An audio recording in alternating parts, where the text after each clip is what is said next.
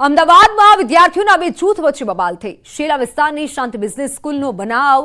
કોલેજમાં ગણેશ સ્થાપના વખતે બબાલ થઈ। સ્થાપનાવાળી જગ્યાથી યુવતીને હટાવવાનું કહેતા બોલાચાલી થઈ। બંને પક્ષના લોકો વચ્ચે મારામારી થઈ। વિદ્યાર્થીનીના પિતાએ થાર ગાડી ઓવર સ્પીડમાં ચલાવી। ઓવર સ્પીડ કારના કારણે લોકોનો જીવ જોખમમાં મુકાયો। એક વિદ્યાર્થીના પગના ભાગે પણ ઈજા પહોંચી। બંને પક્ષના લોકો સામે બોપલ પોલીસે ગુનો નોંધાવ્યો છે।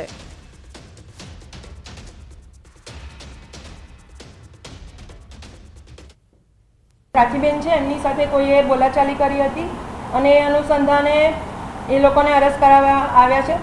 પ્રાચીબેને પોતાના સાથે થયેલી બોલાચાલી અનુસંધાને પોતાના ફેમિલી મેમ્બર્સને બોલાવ્યા હતા અને ઘટના સ્થળે આવ્યા હતા। તે દરમિયાન થાર ગાડી હતી, એનો ઉપયોગ કરીને જે ઊભેલી પબ્લિક હતી એની ઉપર થાર ગાડી ચડાવી દેવાનો આક્ષેપ છે અને એના કારણે કેટલાક લોકોને નાની મોટી ઈજા થઈ છે અને એ અનુસંધાને જે પબ્લિકના માણસો હતા તેમણે ગુસ્સે થઈને થાર ગાડી પર અંદર બેઠેલા લોકોને પણ માર મારેલો હોવાનો આક્ષેપ છે। પ્રાચીબેન છે, એમની સાથે કોઈએ બોલાચાલી। વડોદરામાં પૂર ઓસર્યા બાદ સ્થિતિ સામાન્ય થઈ રહી છે, પરંતુ જો કે લોકોમાં નેતાઓ સામે રોષનો ટોપલો હાલ લોકોમાં જોવા મળી રહ્યો છે। કારેલીબાગની વિશ્વકુંજ સોસાયટીમાં રહીશોએ કાઉન્સિલરનો અનોખો વિરોધ નોંધાવ્યો। ગણેશ પંડાલમાં વોર્ડ નંબર 3ના કાઉન્સિલરો માટે પ્રવેશ પર પ્રતિબંધ ફરમાવવામાં આવ્યો। સ્થાનિકોએ ગણેશ પંડાલમાં પૂરની વિકટ પરિસ્થિતિમાં સોસાયટીની થયેલી દુર્દશાના ફોટા પણ મૂક્યા। પૂર પીડિતોનું કહેવું છે સોસાયટીમાં 12 ફૂટ પાણી ભરાયેલા હતા। બાળકોને દૂધ પાણી માટે ટળવળવું પડ્યું હતું, પણ સાંસદ ધારાસભ્ય તો છોડો, નજીકમાં રહેતા કોર્પોરેટર પણ ફરક્યા ન હતા। રૂપલબેન અને ડોક્ટર રાજેશ શાહે મદદ કરવાના બદલે ખોટો જશ લેવાનો પ્રયાસ કર્યો હોવાનો સ્થાનિકોએ આક્ષેપ લગાવ્યો છે। સાથે કહ્યું, પૂરની વિકટ સ્થિતિમાં અમને રૂપિયા નહીં, હૂંફની જરૂર હતી।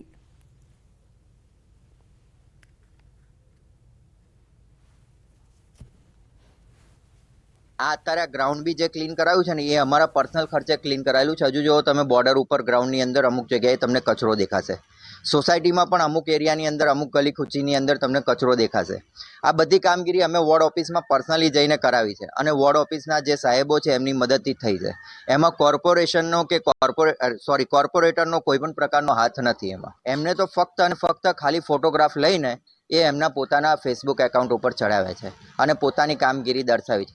મેં પોતે કમેન્ટ કરેલી છે એમના ફેસબુક એકાઉન્ટ ઉપર કે બેન, ખોટી વાહવાહી લેવાનું બંધ કરો, તમે આમાં કોઈ પણ કામગીરી કરેલ નથી। અમારા સોસાયટીના સ્વયંસેવકો એટલે કે અમારા ભાઈઓ બહેનો બધા જાતે સફાઈ કરી, રોડ સફાઈ કર્યા, ડમ્પરો ભર્યા, આ બધું ભર્યું અને એના જ ફોટો પેલા ડ્રાઈવરોને પાસેથી રૂપલબેનને બધાને કોઈ અપલોડ લઈ લીધા અને એમના ફેસબુક પર અપલોડ કર્યા અને અપલોડ કરીને એમણે જે હાઇલાઇટ કરી એનો અમે જનાક્રોશ રૂપે આ થીમ રજૂ કરી કે કમસે કમ કામગીરી ના કરો, કામગીરીના ફોટા તો અપલોડ ના કરો, તમારી કામગીરી જેવું ના બતાવો। એ જે અમારો આક્રોશ હતો એ અમારો છૂપો આક્રોશ અમે જાહેર કર્યો। વડોદરા શહેરમાં જે પૂરની પરિસ્થિતિ સર્જાઈ હતી, લોકોનું એવું કહેવું છે કે આ જે પૂર આવ્યું હતું તે કુદરતી નહીં પરંતુ માનવ સર્જિત હતું અને માનવ સર્જિત પૂરના કારણે લોકોએ ઘણું બધું ગુમાવ્યું છે। ત્યારે નફ્ફટ નેતાઓની સામે નાગરિકો જે છે તે અલગ રીતે પોતાની નારાજગી જે છે તે વ્યક્ત કરી રહ્યા છે। હાલમાં ગણેશ ઉત્સવ જે છે ચાલી રહ્યો છે અને આ ઉત્સવમાં લોકો ભગવાન શ્રી ગણેશને પ્રાર્થના કરતા હોય છે કે તેમના તમામ જે વિઘ્નો છે તે આ વિઘ્નહર્તા દૂર કરે। ત્યારે અત્યારે આ દ્રશ્યો તમે જે જોઈ રહ્યા છો, આ દ્રશ્યો જોઈને તમને એવું લાગશે કે હા માત્ર એક ડેકોરેશન જે છે તે કરવામાં આવ્યું છે, એક થીમ પર ડેકોરેશન કરવામાં આવ્યું છે, પરંતુ અસલમાં એવું નથી। આ ડેકોરેશન જે છે તે કરવામાં આવ્યું છે તેના પર લખવામાં આવ્યું છે કે વોર્ડ નંબર 3ના કોર્પોરેટર માટે આ જે વિસ્તાર છે, સોસાયટી છે, ત્યાં પ્રવેશબંધી ફરવામાં આવી છે। આ ડેકોરેશન નહીં, સંદેશો નહીં, પરંતુ જે અહીંના સ્થાનિક લોકો છે તેમની વેદના જે છે એ આ ડેકોરેશનમાં દર્શાવવામાં આવી છે। દ્રશ્યો જે છે તમે જોઈ રહ્યા છો કે અહીંના જે સ્થાનિક લોકો છે તેમને પોતાની વેદના કઈ રીતે આ ગણેશ પંડાલમાં જે છે તે પ્રદર્શિત કરી છે। જોઈ શકાય છે કે જે સમયે વડોદરા શહેરમાં પૂર આવ્યું ત્યારે આ સોસાયટીની પરિસ્થિતિ કયા પ્રકારની હતી। જ્યાં ફ્લેટ હતા ત્યાં એક માળ સુધી લોકોના ઘરમાં જે છે તે પાણી ઘૂસી ગયા હતા અને લોકોએ ઘણી એવી વેદના જે છે તે પૂરના સમયે સહન કરી છે। ઉલ્લેખનીય બાબત છે કે લોકો જે છે તે પોતાનો જનપ્રતિનિધિ એને પસંદ કરતા હોય કે જે જનપ્રતિનિધિ ખડા પગે લોકોની સાથે સુખ હોય કે દુઃખ હોય ઊભો રહે, પરંતુ જ્યારે અહીંયા પૂરની પરિસ્થિતિ સર્જાઈ ત્યારે ચૂંટાયેલો એક પણ પ્રતિનિધિ આ સોસાયટીમાં આવ્યો નથી। જે સમયે પૂર આવ્યું એ સમયે લોકો માનસિક રીતે ભાગી ગયા હતા। લોકોને રૂપિયા પૈસાને નહીં પરંતુ એક હૂંફની જરૂર હતી અને હૂંફ જો કોઈ આપી શકત તો જે ચૂંટાયેલા પ્રતિનિધિઓ છે તે હૂંફ આપી શકત, પરંતુ ચૂંટાયેલા પ્રતિનિધિઓએ હૂંફ આપવાની તો દૂરની વાત, આ વિસ્તાર તરફ ડોક્યું પણ નથી કર્યું અને એની જ જે નારાજગી જે છે તે ગણેશ પંડાલોમાં હવે જોવા મળી રહી છે. મેં કીધું પ્રમાણે કે આ કોઈ સામાન્ય ડેકોરેશન નથી, પરંતુ જે અહીંના લોકોએ પૂર સમયે વેઠેલી વેદના છે એ અહીંયા આગળ પ્રદર્શિત કરવાનો પ્રયત્ન જે છે તે કરવામાં આવ્યો છે. કારેલીબાગ વિસ્તાર છે, વિશ્વકુંજ સોસાયટી આવેલી છે અને વિશ્વકુંજ ગણેશ યુવક મંડળ છે, તેમના દ્વારા જ આ ડેકોરેશન જે છે તે કરવામાં આવ્યું છે. આ એ વિસ્તાર છે કે જ્યાંથી જે અત્યારે ચૂંટાયેલા પ્રતિનિધિઓ છે તેમને ખોબલે ખોબલા મત જે છે તે સ્થાનિક રહીશો આપ્યા છે. ત્યારે હવે પછી જો સ્થાનિક સ્વરાજની ચૂંટણી યોજાય તો ચૂંટાયેલા પ્રતિનિધિઓ અથવા તો પોલિટિકલ પાર્ટીઓ કયા મોડે આ લોકો વચ્ચે મત માગવા માટે જવું, તે એ પોલિટિકલ પાર્ટીઓ માટે અને ચૂંટાયેલા જે પ્રતિનિધિઓ છે એટલે કે નફ્ફટ નેતાઓ છે તેમના માટે સૌથી સવાલ જે છે તે બનીને ઊભો રહેવાનો છે. હાર્દિક દીક્ષિત, ન્યૂઝ 18 ગુજરાતી, વડોદરા. તો હાલ સમાચારોમાં સમય થયો છે વિરામનો.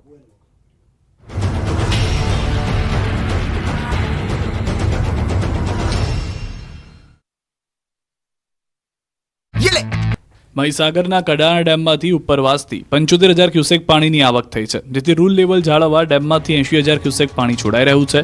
મહીસાગર નદીમાં પાણી છોડાતા નદી તોફાની બની ડેમના 6 ગેટ 6 ફૂટ સુધી ખોલીને પાણી છોડાઈ રહ્યું છે. બીજી તરફ 20,400 ક્યુસેક પાણી પાવર હાઉસ મારફતે છોડાયું. મહીસાગર નદીમાં પાણી છોડાતા પાવર હાઉસના 4 ટર્બાઇન કાર્યરત થયા છે. જિલ્લાના 106 ગામોને કિનારા વિસ્તારમાં ન જવા સાવધ કરાયા છે. હાલ કડાણા ડેમની જળ સપાટી 417.4 ફૂટ પર પહોંચી છે. કુલ સપાટી 419 ફૂટ છે. ઉપરવાસમાં પડી રહેલા ભારે વરસાદને કારણે ડેમમાં સતત પાણીની આવક વધી રહી છે. તો અરવલ્લી માલપુરના અણિયોરમાં ધોધમાર વરસાદ પડ્યો. 1 કલાકમાં 2 ઇંચ કરતાં વધુ વરસાદ પડતા રોડ પર પાણી વહેતા થયા. નીચાણવાળા વિસ્તારોમાં પાણી ભરાયા. ઉભરાણના રસ્તા પર નદી જેવા દ્રશ્યો સર્જાયા. તો મહીસાગર જિલ્લામાં પણ 3 દિવસના વિરામ બાદ ફરી વરસાદી માહોલ જામ્યો.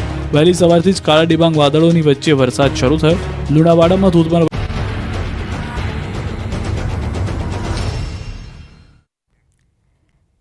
Welcome back. જામનગરના ધ્રોલમાં રસ્તા પર રખડતા ઢોરની રંજાડ યથાવત છે. નગરપાલિકા વિસ્તારમાં હાઈવે પર રખડતા ઢોરનો અડીંગો જોવા મળી રહ્યો છે, જેના કારણે રાહદારીઓ વાહન ચાલકોને ભારે હાલાકી થઈ રહી છે. આ રસ્તા પર રખડતા ઢોરે અનેક લોકોને અડફેટે લીધા. કેટલાક લોકોએ જીવ ગુમાવવાનો પણ વારો આવ્યો. ત્યારે તંત્ર રખડતા ઢોરના ત્રાસથી મુક્તિ અપાવે તેવી સ્થાનિકોએ માંગ કરી છે. જામનગર શહેર તો ઠીક, જામનગર રાજકોટ હાઈવે ઉપર ધ્રોલ નજીક ઢોરનો ત્રાસ છે તે લોકોને સતાવી રહ્યો છે. જે પ્રકારના દ્રશ્ય આપ જોઈ રહ્યા છો જામનગર રાજકોટ હાઈવે પર, અહીં જે પ્રકારે રસ્તા ઉપર ઢોર અડીંગો જમાવીને બેઠા છે, જેને લઈને વાહન ચાલકોને પારાવાર મુશ્કેલીઓનો સામનો કરવો પડી રહ્યો છે. 18 સરકારી ક્વાર્ટર જે ધ્રોલના આવેલા છે તે નજીક આ રાજકોટથી જામનગર તરફ આવતો મુખ્ય હાઈવે છે. હાઈવે પર અત્યારે જે દ્રશ્ય જોઈ રહ્યા છો, વાહન ચાલકોને જે ઢોર છે એ ઢોરથી ફરીને આવવું પડી રહ્યું છે. જે પ્રકારના દ્રશ્યો છે એ દ્રશ્યો અનેક અકસ્માત સર્જી રહ્યા છે. ખાસ કરીને ધ્રોલમાં જે આ પરિસ્થિતિ છે, પરિસ્થિતિથી લોકો ત્રાહીમામ પોકારી ઉઠ્યા છે. શહેરની અંદર જે ઢોરનો ત્રાસ હતો એ હવે રસ્તાને બદલે હવે હાઈવે ઉપર પહોંચ્યો છે. અહીં જે સ્થાનિકો પણ આવી રહ્યા છે, સ્થાનિકો સાથે વાત કરવાનો પ્રયત્ન કરીશું. ખાસ કરીને કેવું અહીં પરિસ્થિતિ છે, શું કહેશો, ઢોરનો ત્રાસ અહીંયા કેવો છે? સાહેબ, આ ઢોરનો ત્રાસ આ તમારી નજર સામે છે, એમાં તો મારે બીજું કાંઈ કહેવાનું નથી. તમે કેમેરામાં ને આંતે બધું જોઈ શકો છો, એમાં કોઈ પ્રકારનો ફેરફાર નથી. અને હાઈવે ઉપર તો આ અડીંગો જમાવીને બેઠા છે બધા. તો વાત હવે ગણેશ મહોત્સવની.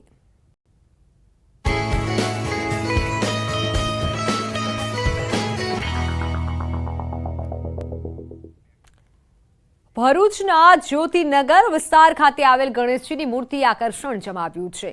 ગણેશજીની મૂર્તિના પણ હવે અનેક સ્વરૂપ જોવા મળે છે. તેવામાં ભરૂચના ગણેશજીની અયોધ્યાનું મંદિર અને રામ ભગવાનની મૂર્તિના કોન્સેપ્ટ સાથે તૈયાર કરાયા છે. આ મૂર્તિને જોવાની ગણેશજીના દર્શન માટે ભાવિકોની મોટી સંખ્યામાં ભીડ ઉમટે છે. 2024ના ગણેશ મહોત્સવની અંદર હિન્દુ અને સમગ્ર ભારત દેશનું ગૌરવ એવા ભગવાન શ્રી રામનું મંદિર જે અયોધ્યામાં સ્થાપિત થયું, એની આબેહૂબ પ્રતિકૃતિ સાથે આ વર્ષે બીએનએસ ગ્રુપ ભરૂચના લોકો માટે ભગવાન શ્રી રામનું મંદિરનું નજરાણું આ વખતે ખુલ્લું મૂક્યું છે. તો હવે વાત ભાદરવી પૂનમની.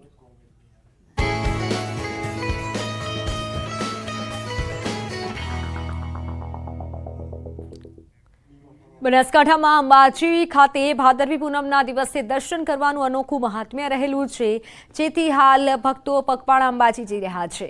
પગપાળા જિલ્લામાંથી પણ મોટી સંખ્યામાં ભક્તો રથ લઈ, પંચમહાલ જિલ્લામાંથી મોટી સંખ્યામાં ભક્તો રથ લઈ પગપાળા માતાજીના દર્શને જઈ રહ્યા છે. હાલ વરસાદી માહોલ વચ્ચે ભક્તો બોલ માડી અંબે, જય જય અંબેના નાદ સાથે ઝૂમતા ઝૂમતા પદયાત્રા કરતા જોવા મળી રહ્યા છે.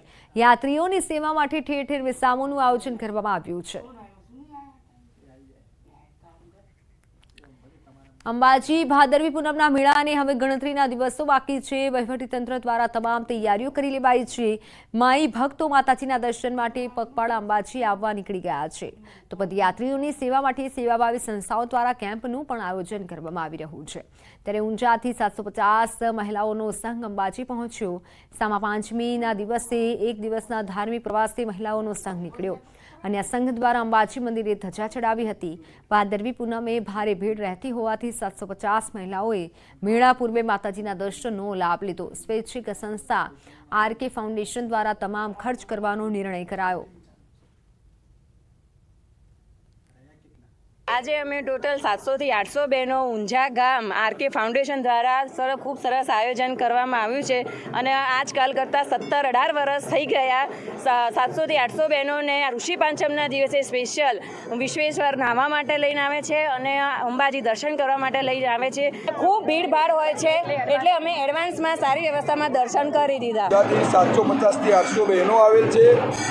આ સંઘમાં આગોતરા એવું આયોજન છે કે ભાદરવી પૂનમના દિવસે મેળો બહુ મોટો થતો હોય છે. એના ભાગરૂપે એડવાન્સ દર્શન કરાવીને દરેક બહેનો માતાઓને લાભ મળી રહે એના માટે આગોતરા આયોજન કરેલ છે. વન ટ્રી ફાઉન્ડેશન પ્રોજેક્ટ સાથે જોડાયેલા છે પર્યાવરણવિદ પ્રસિદ્ધિ વન ફાઉન્ડેશનના સ્થાપક 11 વર્ષીય પ્રસિદ્ધિ સિંહ.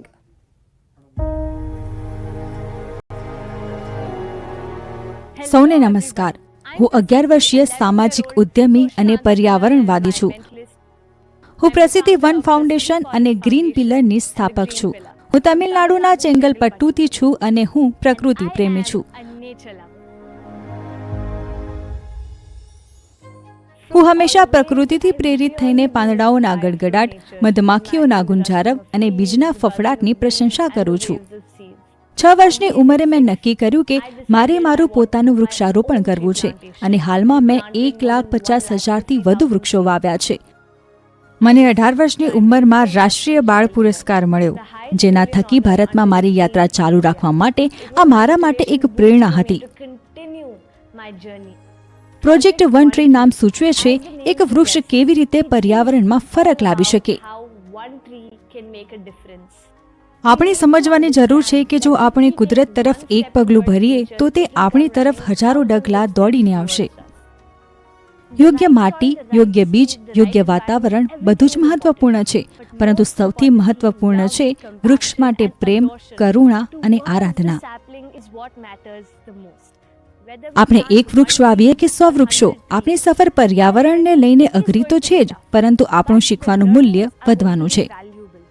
યુવાનો તરીકે આપણી પાસે જે ઉત્સાહ છે, આપણી પાસે સાહસ શક્તિ છે, આપણી પાસે જે સર્જનાત્મકતા છે, જો આપણે આ શક્તિઓને આપણી પૃથ્વીના ભલા માટે ઉપયોગ કરીએ તો તેનો પર્યાવરણ પર અદ્ભુત પ્રભાવ રહેશે. દરેક ખડકને આપણે બચાવી શકીએ છીએ અને તેનાથી પર્યાવરણને ફાયદો થાય છે. પ્રોજેક્ટ વન ટ્રી ભારતના સમુદાયને પુનર્જીવિત કરવામાં ચોક્કસપણે સારી ભૂમિકા ભજવશે.